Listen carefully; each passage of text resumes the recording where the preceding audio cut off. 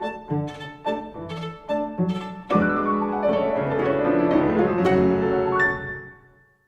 and welcome to NPR's Class Notes. I'm Allison Young. Have you ever wondered what a musical conductor actually does? Well, I certainly have. And today, that's exactly what we're going to look at.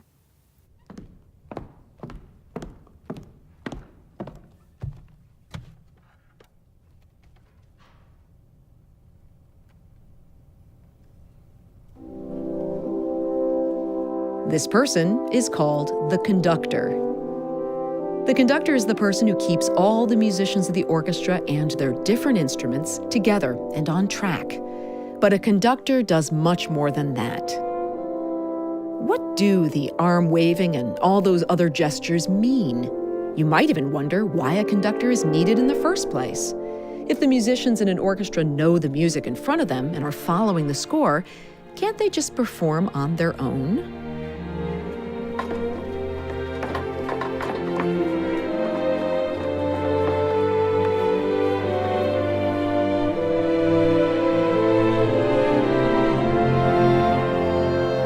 Today, we're going to meet a conductor and learn what she does. Her name is Sarah Hicks, and she's led some of the best professional and student orchestras in the world. She'll help us understand what's behind a conductor's leadership and how the back and forth she has with the musicians on stage creates great music. Hi, everyone, and welcome. I'm Sarah Hicks, and when I'm conducting an orchestra, there are so many things that I have to know and feel all at the same time. First and foremost, I have to know the music inside and out, what the notes are, how fast or slow they are, how soft or loud they are, and how they all add up together to create phrases and melodies. I also need to know the instruments the musicians are playing, what they sound like by themselves, what they sound like together, and what the effect is on me and the audience. In an orchestra, there are 4 families of instruments: the woodwinds, the brass, the percussion, and the strings. And since they're not all playing together at the same time, I need to know how to cue instruments to bring them in.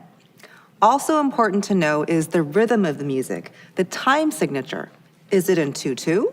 Is it in 3/4? Is it in 4/4? My gestures tell the musicians what to do. And finally, since musicians are spread across the stage, I need to know how to get their attention all at the same time so we can start together, and when the music is ending, how to stop together.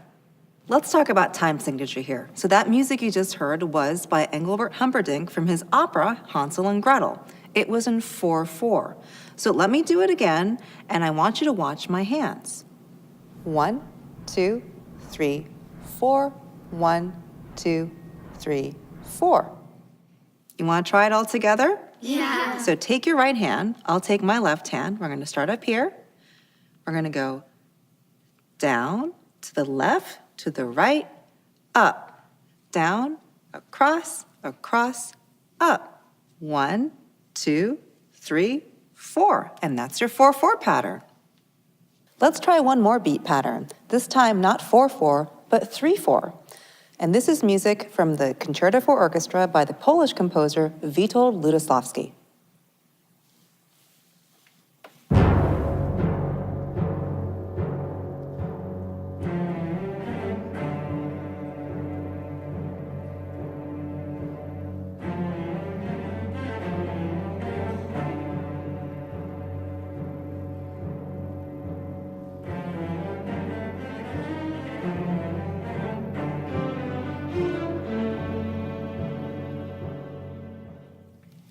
Did you notice a different beat pattern?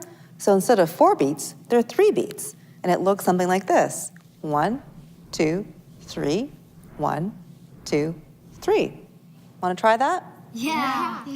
Take your right hand, my left hand, down to the right, up, down, right, up. 1, 2, 3. And that's your 3/4 beat. It's fun, isn't it? Yeah. But remember, as a conductor, everyone's eyes are always on you. And the musicians are counting on you to keep the time and to keep them together, and also to help them express what the music's all about. So does anyone have any questions? Yes, Gabby? How does the conductor show the orchestra when to play loud or soft? 2 ways. I can make them play loud, by making my gestures bigger, and soft by making my gestures smaller. Or I can raise my arm or lower my arm. Yes, Olivia? How does the conductor show the orchestra how to play fast or slow? Well, I show them with the speed of my beat. I can start at one tempo, and then I can speed up my beat to make them faster, or slow down my beat to make them slower, and they'll follow me. Henry? How do you let musicians know when to start playing?